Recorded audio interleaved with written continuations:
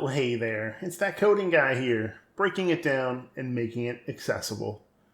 I'd like to talk about pull requests, also known as merge requests. Whichever lingo your team uses, they're the same. And major Git platforms out there like GitHub or Bitbucket or GitLab all have a similar feature.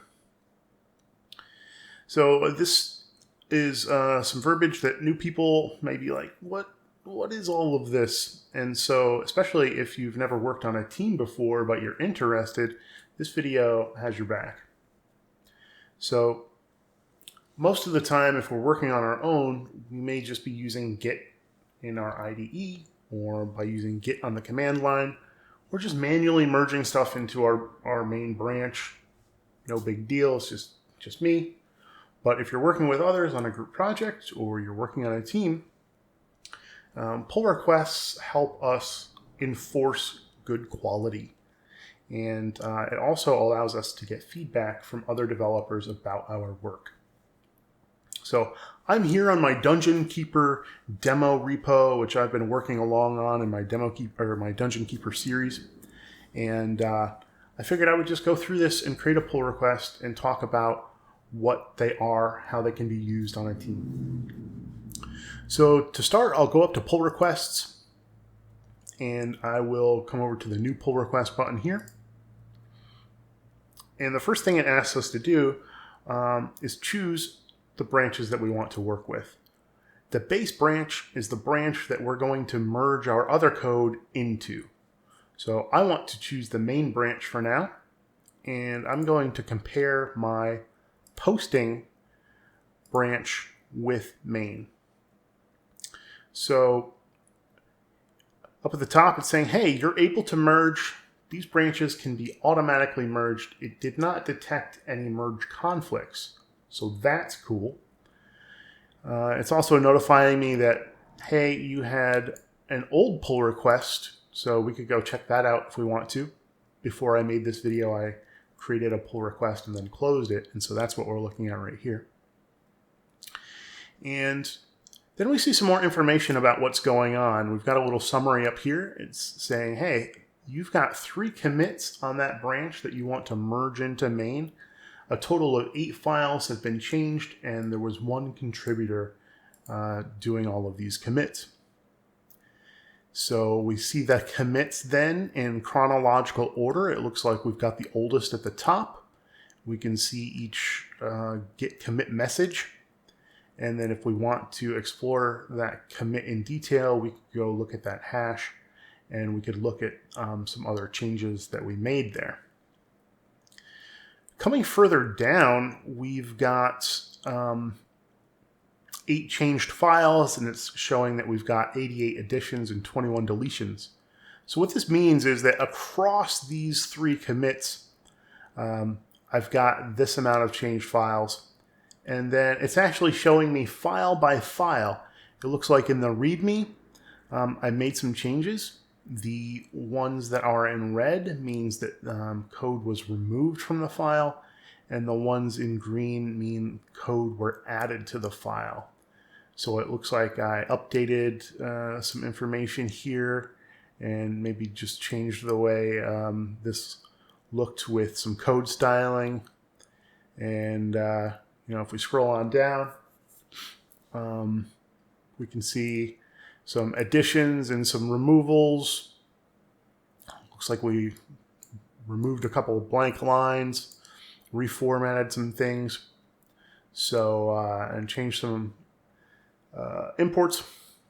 So in my other video about the polish pass, I recommended going through here and checking these out. Even if you're working by yourself, it can be helpful to review before you merge your stuff into another branch. Make sure that you needed to commit all of the things that you actually committed. Did you need all of these changes? We're looking at files here. We could see, is my code formatted correctly? Did I run that? And you can give your stuff a last look before you actually commit to creating a pull request. So now we have the option not to create a pull request if we need to make some changes, cool. Or we can go ahead and create this pull request, which I will do now. And now it's asking me to create the name of my pull request. And if we're working on a team and we're working on some ticketing software, such as Jira or something, we could go ahead and maybe put a card number in here, like issue 5432, I don't know, whatever key and ID system you guys are using. It can be really helpful to tie a pull request back to our requirements on our requirement system. And then you can leave some comments, which can be quite helpful. You can imagine if I've got dozens and dozens of commits, dozens and dozens of files changed, it can be nice to summarize the changes that you've made and what you're really driving at. Like, created a new feature, blah, blah, blah, fixed tests in these files and that file, updated constants, and so on. It can really help those around you know what's going on. And then there's all kinds of stuff we can do over here on the right. Like we could assign people, assign reviewers, do some labels and projects and things like that, which I won't really get into at the moment. But so we could do that and then go ahead and create this pull request. And so now if we look at the pull requests, we can see that we've got one open and there are some other labels here. We could go check out the closed pull request that I created earlier. And if we go look at this code request, or pull request, we basically see the same information. So the value here is that now, if I'm working on a team, people understand that my work is ready to be merged in, and I'm basically asking for permission. So at this point, I can have developers around me, whether they're seniors, whether they're just colleagues, come in and review my pull request. They may do the same thing that we just did. They may look at all the files changed, which they can do over here, and review all of that, take a look at exactly what's going on.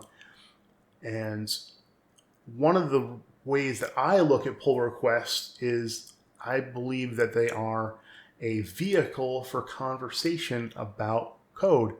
So if we think about, well, maybe I have some nasty if-else logic here, some nested stuff, and maybe someone else comes in and if we pretend that is right here, they could insert a comment and say,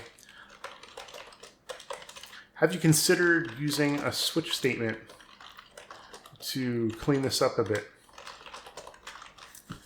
And they can add that comment in there, and so on as they look through my code here. Oh, hey, this method that you used, we actually have that over in this file over here, so please remove this and use the one that's already there, and other things like that. And once they're done, then that review is complete, and then I get that feedback. I can go and make those changes.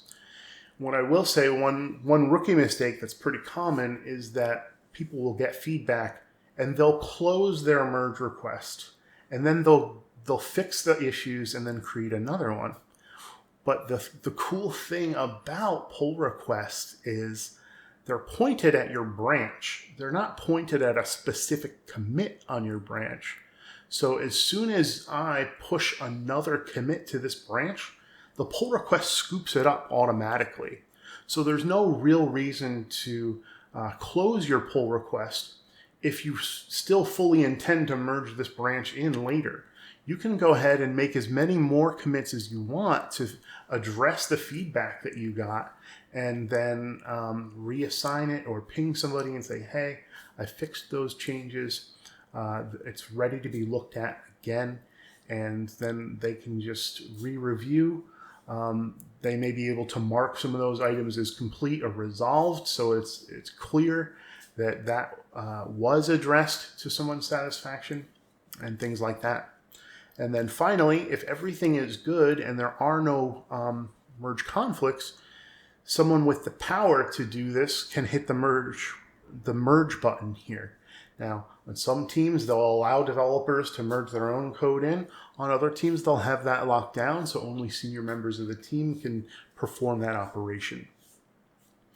One of the other cool things about pull requests that you can do to help enforce quality is set up some continuous integration.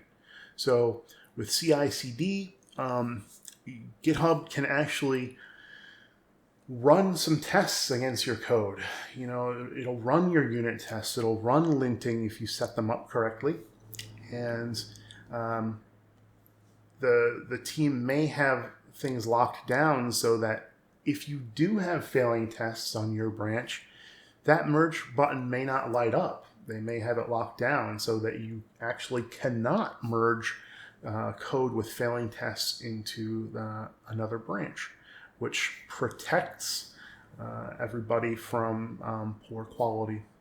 So those are some things that you can do to help enforce good quality and things like that. So it really depends on the maturity of your team and what kind of processes they've got in place. But again, I really come back to the idea of pull requests being a vehicle for conversation about code and a way to advocate for quality and help each other learn. Sometimes we get it in our heads that, the code that I wrote is good. Why is this person bothering me about what I did? Sometimes we can let our ego get in the way. But if we get into the mindset of other people are trying to help us be better and improve our own skills, then we can elevate ourselves to the next level over time. And then we can pay that back by helping out other people around us in the same fashion. And that's the thing. You don't have to get code review from a senior for it to be valuable. If you have another person that's on your same level and you both care about improving your skills, you can still get value out of code reviewing each other. I think that as junior developers, the more you look at other people's code and talk about code with them, and the more other people look at your code and talk about it with you, the better off you'll be. That's merge requests. Cheers.